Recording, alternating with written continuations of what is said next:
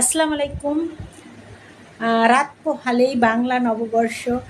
আর বাংলা বা নববর্ষের একটা ঐতিহ্যবাহী খাবার হচ্ছে পান্তা ইলিশ। তো ভাত ঠান্ডা হওয়ার কয়েক ঘন্টা 2-4 ঘন্টা পরে পানি দিলেই ওইটা ফার্মেন্টেড রাইস অর্থাৎ পান্তা ভাত হয়ে যায়। পান্তা ভাত আর ইলিশ মাছ omega 3 fatty acid, high calorie, high food value. এবং পান্তা ভাতের সাথে যখন ইলিশ মাছটা খাওয়া হয়, এটা আসলে একটা সুপার ফুড। তো আমি বলতে চাচ্ছিলাম কি, এই সুপার ফুড আসলে কি বাংলাদেশের মানুষ খেতে পারে?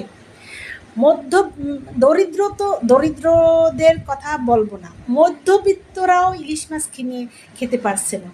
বর্তমানে আমাদের দেশের পদ্মার ইলিশ পার্শ্ববর্তী রাষ্ট্রে টনে টনে ট্রাকে ট্রাকে পাচার হয়ে যাচ্ছে।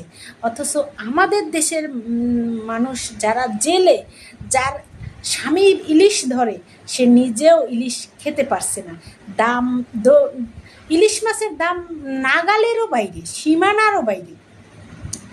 তো আমি বাংলাদেশ সরকার প্রধানকে বলতে চাচ্ছিলাম যে আপনি তো ফ্যামিলি কার্ড, কৃষক কার্ড, অনেক প্রকার কার্ড করে দিছেন, তো দরিদ্রদের মাঝে একটু ইলিশ কার্ডটা যদি করতেন, বছরে অন্তত কয়েক টন যদি ইলিশ ত্রাণ হিসেবে দিতেন, তাহলে গরিব মানুষেরা একটু পান্তা ইলিশ খেতে পারত। হ্যাঁ, মেম্বার অফ পার্লামেন্ট অর্থাৎ যারা আপনার এমপি যারা আছেন, তারা পার্লামেন্টে বসে আরামায়েশ করে পান্তার সাথে ইলিশ মাছ খাবেন।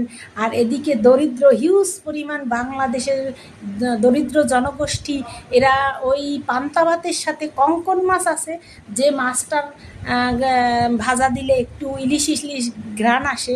আমি বিগত বছরে কোনো এক মহিলাকে ফোন করেছিলাম যে কি খেয়েছেন, আপা পান্তা ভাত আর কঙ্কন মাছ ভাজলাম। হ্যাঁ, তো ঘটনা হয়েছে কি, কঙ্কন মাছ থেকে একটু ইলিশের গন্ধ আসে, তাই গরিব মানুষ কঙ্কন মাছ ভেজে পান্তা ভাত দিয়ে খেয়েছে। তো এতে বোঝা গেল যে ওই মায়ের গন্ধ খালার গাত থেকে আসে, কিন্তু গর্ভধারিণী মা তো আর কখনো খালা হতে পারে না। মানে খালা কখনো গর্ভধারিণী মা হতে পারে না। আমার খালা আছে তো। তো যাই হোক, আমি বলতে চাচ্ছি যে এই প্রতি বছর যদি কয়েক টন বা কিছু ট্রাক ইলিশ যদি দরিদ্রদের মাঝে ত্রাণ দিতেন, তাহলে পহেলা বৈশাখে অন্তত বৎসরে একটু ইলিশের গন্ধটা গরিব মানুষরাও পেত।